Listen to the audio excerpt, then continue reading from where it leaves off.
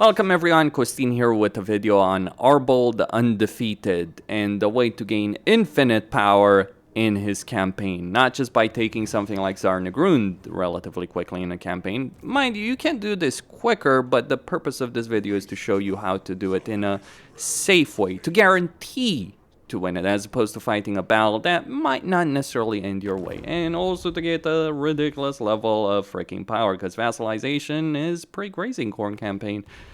Khorne is the true diplomat of the series, and that is not even a joke.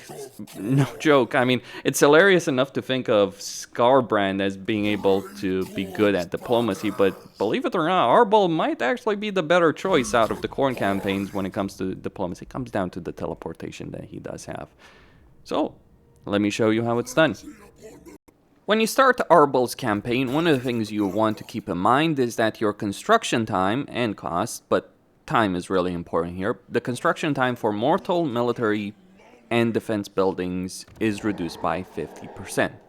That means you can get the armory in just one turn. That means you can get the skull harvester in just one turn. You may want to own the Champions of Chaos DLC if you really want to make this campaign work to the maximum possible extent. But even if you don't own that, it will still be a very powerful campaign that you do have available to you. So what you want to do over here, as you're beginning this campaign, go declare war on the Exquisite Pain, go declare war on Boris Ursus if you want to, and on Prague.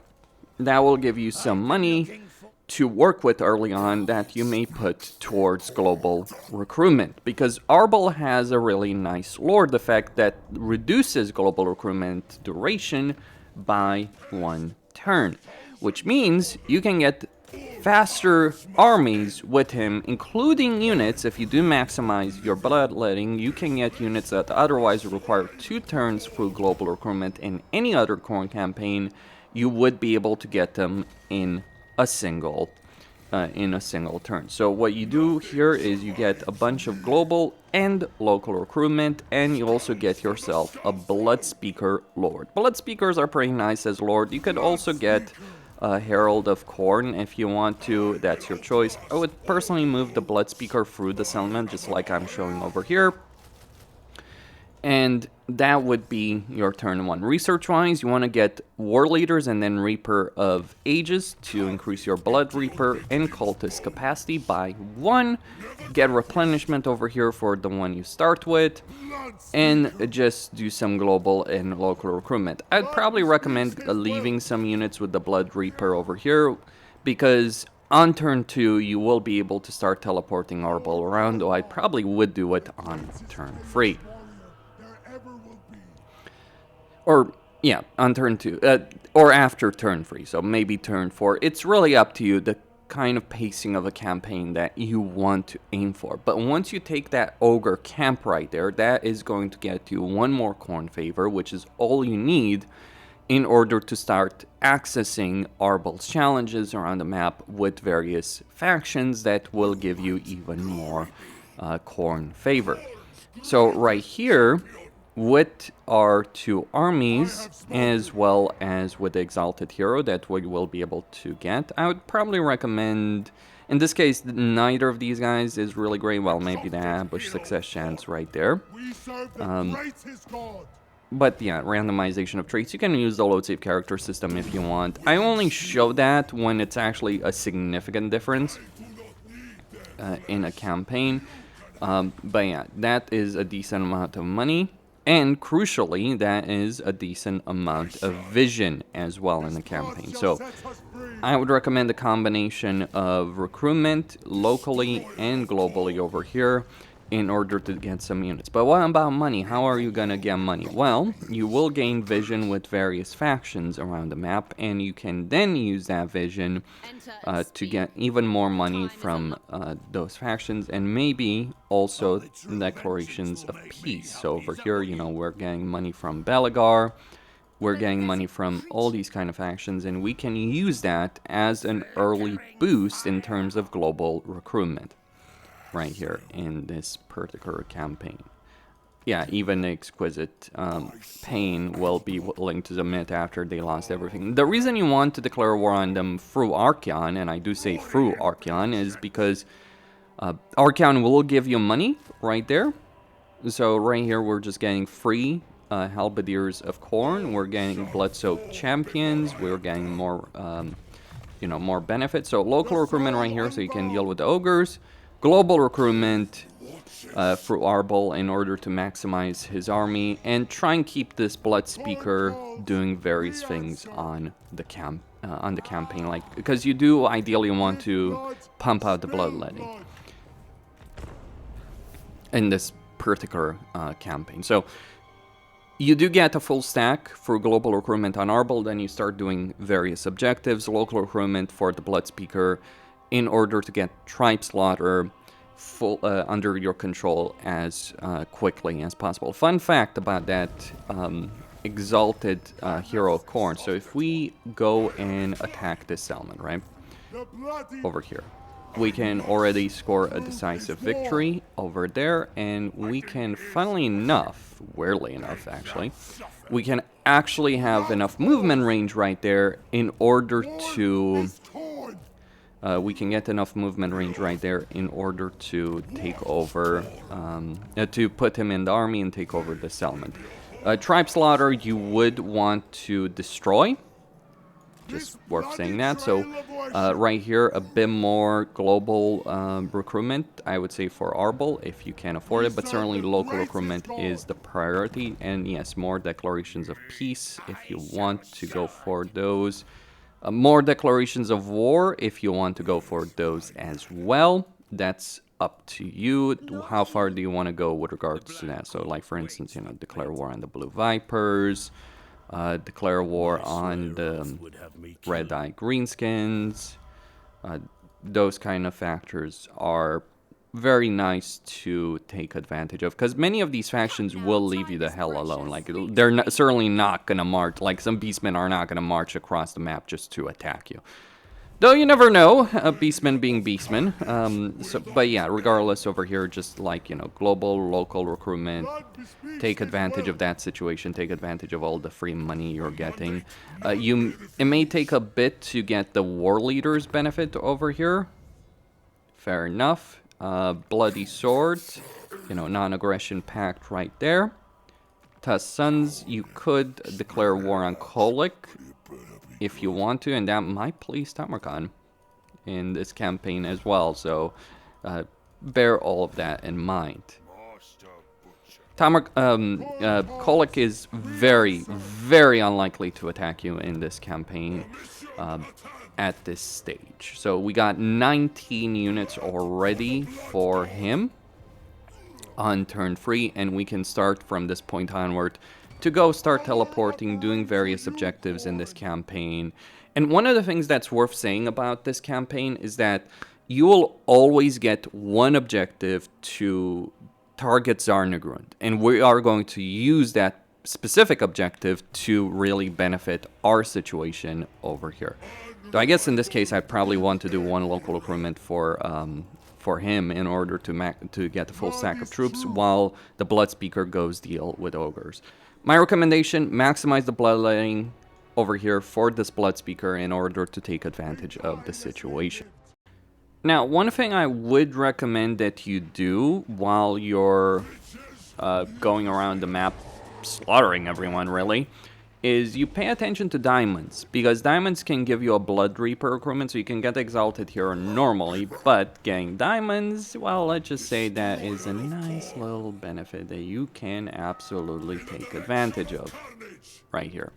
And it's not necessarily so important that you just constantly teleport every single turn of your campaign. Sometimes you just want to take your time and actually build an empire. Like, you can certainly teleport every single turn if you want to. There's nothing that's gonna stop you from doing so.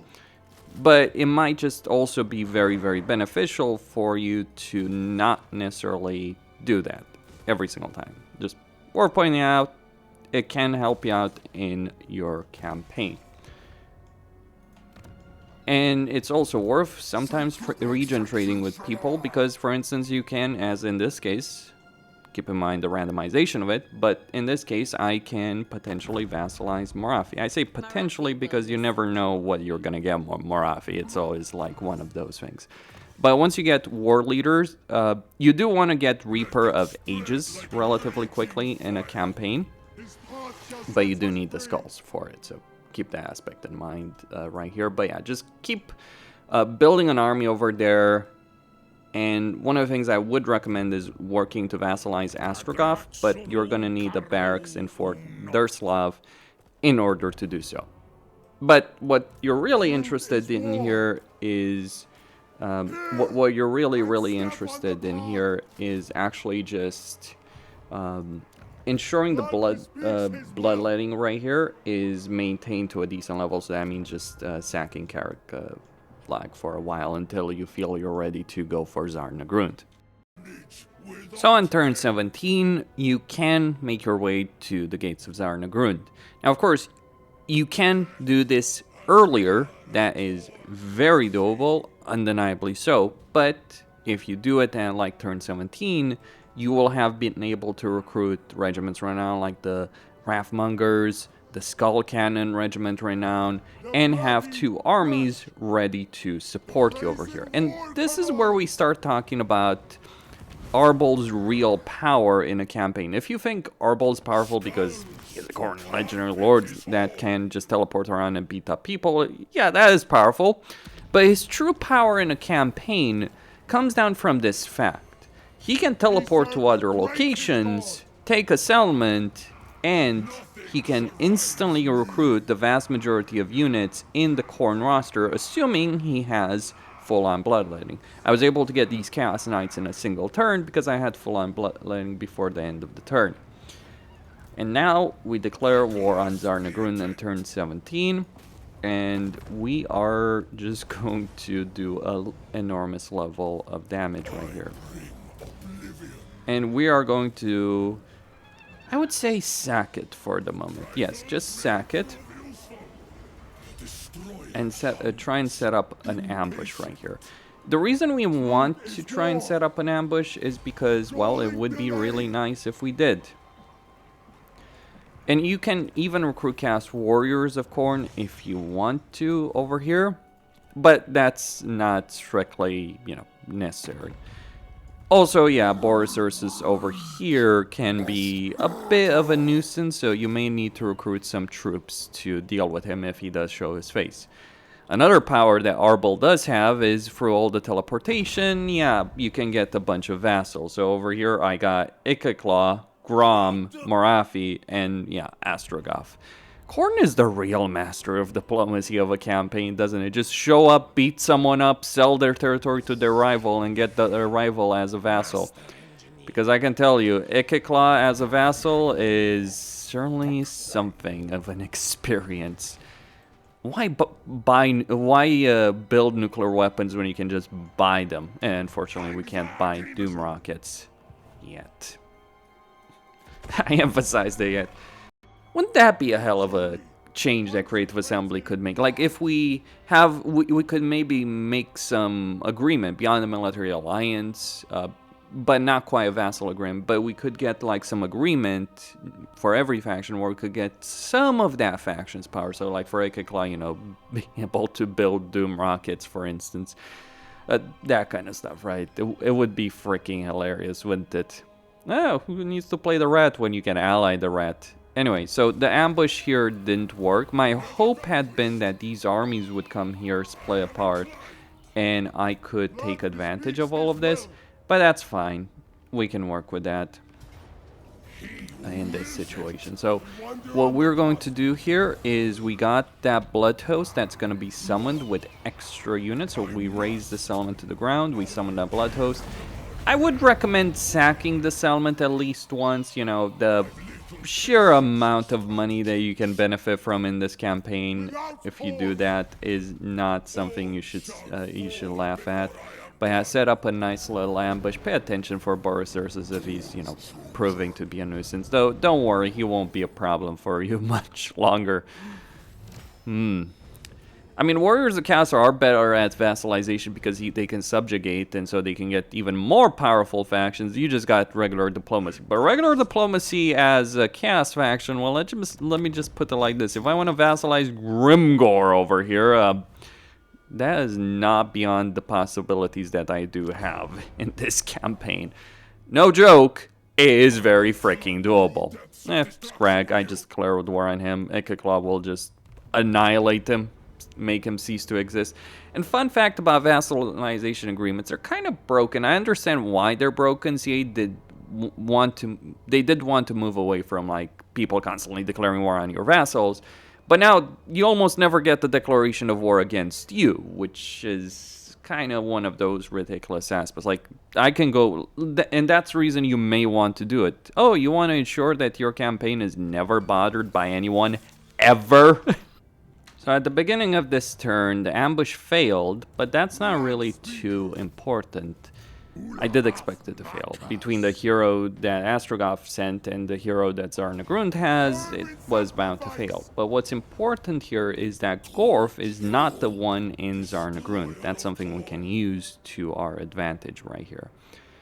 I actually don't have enough skulls to take Zar-Naggrund, so I'm going to have to tread a bit carefully right here. As long as I don't lose Arbaal's army, that's perfectly fine, right? So what we want to do here is we send this blood host.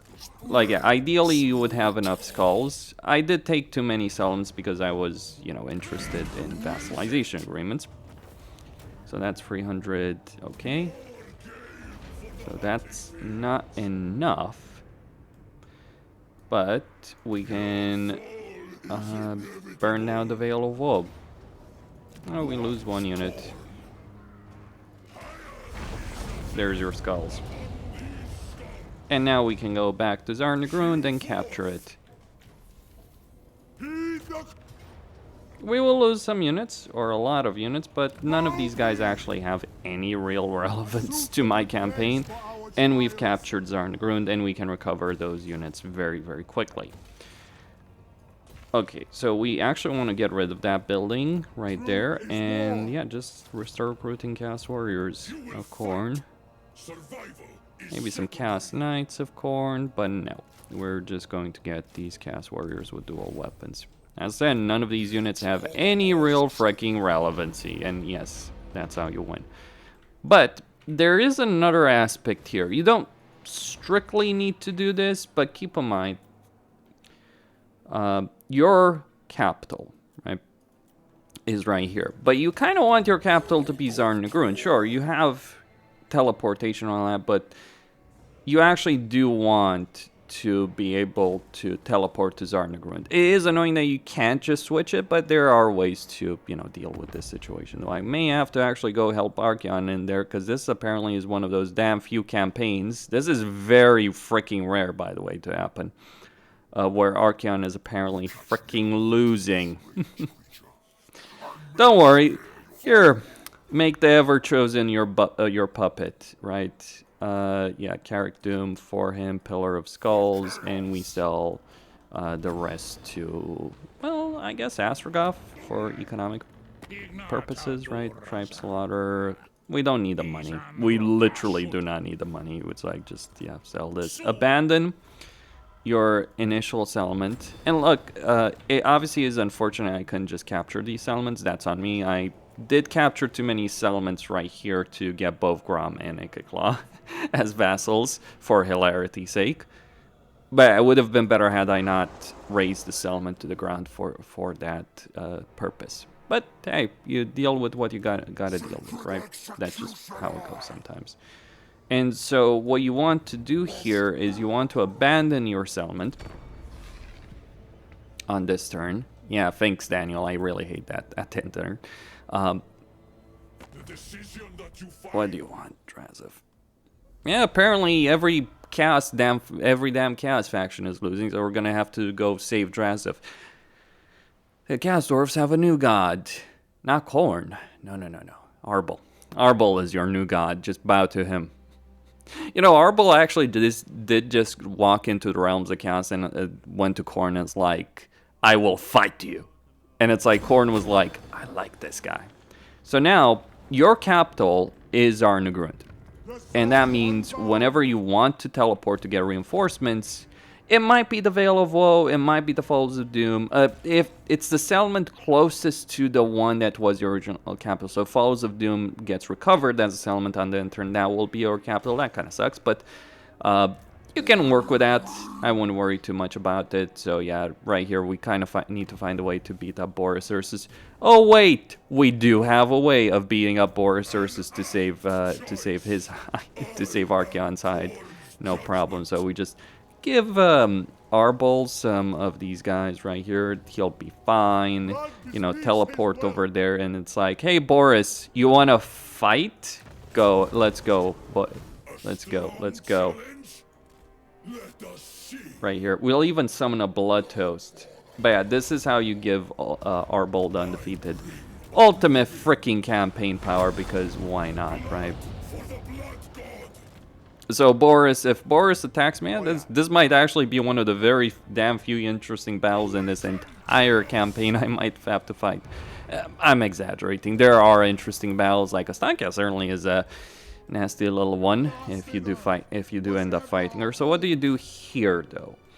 Well, you kind of want a demon settlement as well, so that requires you to get the capital. The best one is the Tower of Gorgoth. Just keep in mind some of the downsides that do come after going for the Tower of Gorgoth, but yeah, you just pick a bunch of units up here.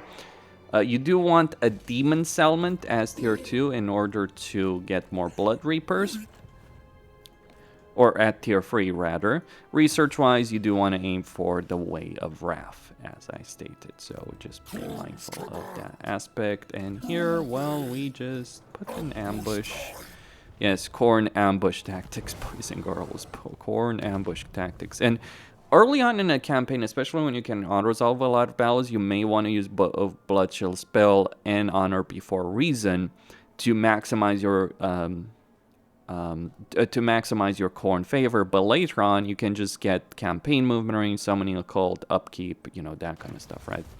Because you will certainly be able, especially if the teleportation doesn't bug as it did here, you'll certainly be able to, that is a lot, you'll certainly be able to earn enough Khorne's favor. I would have to fight this manually. There is no retreat in this campaign. There is either winning or losing. But yeah, I think a bunch of Chaos Knights, even if my heroes are damaged, it's not a problem. Besides, this guy can summon a Bloodthirster over here. Let's see what happens. Yeah, whatever. So yeah, I couldn't exactly retreat. If only Archaon had taken the first step. I guess I could have put him in ambush stance. I do want to go over a couple of hero skills, though, before I end this. Because that's the reason I didn't just fight that manually. But yeah, I would have fought that manually. I guess my heroes are wounded. But your Cultists of Khorne can summon Bloodthirsters. What you want... Let's see what we got. So if we look at the Blood Reaper, what you want for the Blood Reaper, I would say, is Fight or Die and Locust of Fury. You can go with Locust of Wrath, but you already have a decent level of melee attack on a lot of shit. So giving them more armor-piercing damage is pretty good. Locust of Abjuration is not worth it. And also you can buff their melee attack anyway with this skill, as opposed to, you know, bonuses versus infantry and Hungering Blades, just for the Blood Reaper himself. For the Cultist and Exalted Hero, well, for Cultist, yeah, you do want the Greater Gate of Khorne. You also want to pick up... you can go with Aspirant for Killing Blow and character experience gain, but I would probably recommend going for the Men of the Hound for Rage, and Rage for Marauders, Khorne, and Marauder Horsemen, but really the important thing is Armor for Marauders, Skull Reapers, and Wrathmongers. You can also get unit experience plus 15% and Kill for Khorne for allies in range. And for the Exalted Hero, assuming I got one, I don't. Wait, where is my Exalted Hero? Great. I don't even have, but he can give you spell resistance and stand and die, so I would recommend going for that one instead. Well, I guess Arbaal has to save the freaking Everchosen. Like, seriously, 95% of campaigns are, Archaon annihilates Boris Ursus. It's just like the very low minority of campaigns where this happens. Well, I guess you can't have everything. Except you can have everything, because I got so many vassals, it's not even funny. Maybe I should have tried to vassalize Belegar. You can.